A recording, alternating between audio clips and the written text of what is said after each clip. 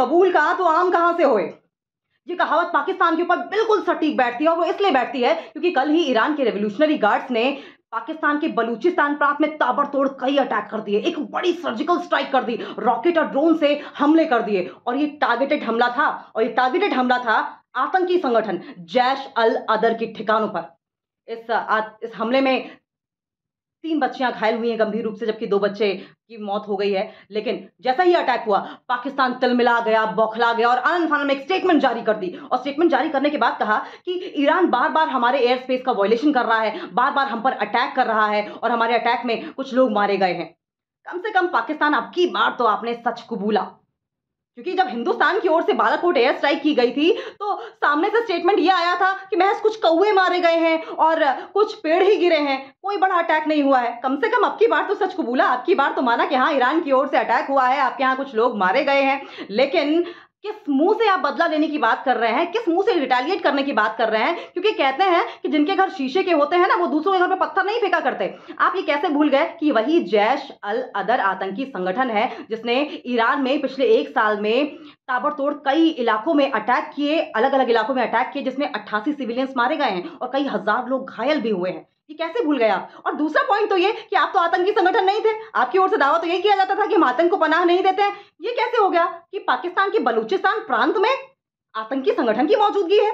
ये तो बहुत गौर करने वाली बात है। लेकिन आप इस बात को माने ना माने, लेकिन जैश अल अदर, इस टेररिस्ट आउटफिट ने अपना एक ऑफिशियल स्टेटमेंट जो जारी कर दिया है, उससे ये बात साफ हो जाती है कि पाकिस्तान, आप आतंकवाद को पनाह देते हैं। ये तो रही पाकिस्तान की बात, लेकिन पाकिस्तान को इस्तेमाल कैसे किया जा रहा है वर्ल्ड वॉर की तरफ, इसका जिक्र हम कर लेंगे। दरअसल ईरान ने 2 दिन पहले ही एयर स्ट्राइक की थी, हमला किया था इराक और सीरिया पर।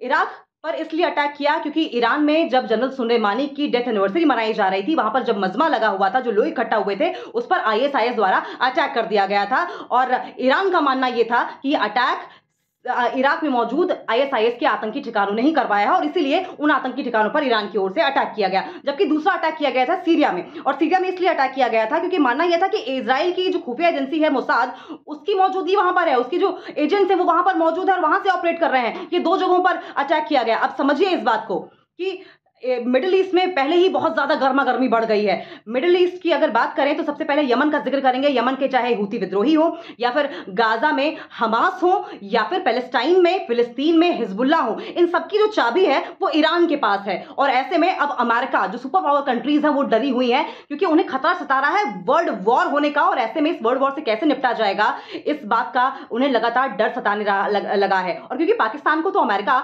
हमेशा से प्रॉक्सी के तौर पर इस्तेमाल करता रहा है, पाकिस्तान ने हमेशा से ही अमेरिका की रहनुमाई की है, पाकिस्तान मदद देता रहा है और ऐसे में अमेरिका पाकिस्तान को इस्तेमाल भी करता रहा है। चाहे अफगानिस्तान में एयर स्पेस का इस्तेमाल करना हो, एयर स्पेस पाकिस्तान का इस्तेमाल करके अफगानिस्तान में अटैक करना हो, पाकिस्तान की जमीन का इस्तेमाल करना हो, क्या अब की बार भी पाकिस्तान जो है वो अमेरिका के हाथों की कठपुतली बन रहा है? ये बड़ा सवाल है। क्या जो मिडिल ईस्ट है वो वर्ल्ड वॉर की तरफ आगे बढ़ रहा है? ये भी एक सवाल है। लेकिन इस बीच आपको ये भी बताइए, बड़ा दिलचस्प है। दिलचस्प ये है कि इस अटैक के ठीक 12 घंटे पहले पाकिस्तान के एक्टिंग प्राइम मिनिस्टर और ईरान के विदेश मंत्री साथ में बैठे थे, बातचीत कर रहे थे, चाय पर चर्चा हो रही थी और 12 घंटे के अंदर ही पाकिस्तान में एक बड़ी सर्जिकल स्ट्राइक हो जाती है। ये कैसे रिश्ते हैं?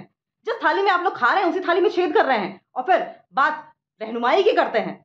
लेकिन पाकिस्तान ने ये जो गलती करी है, ये उसे भारी पड़ने वाली है।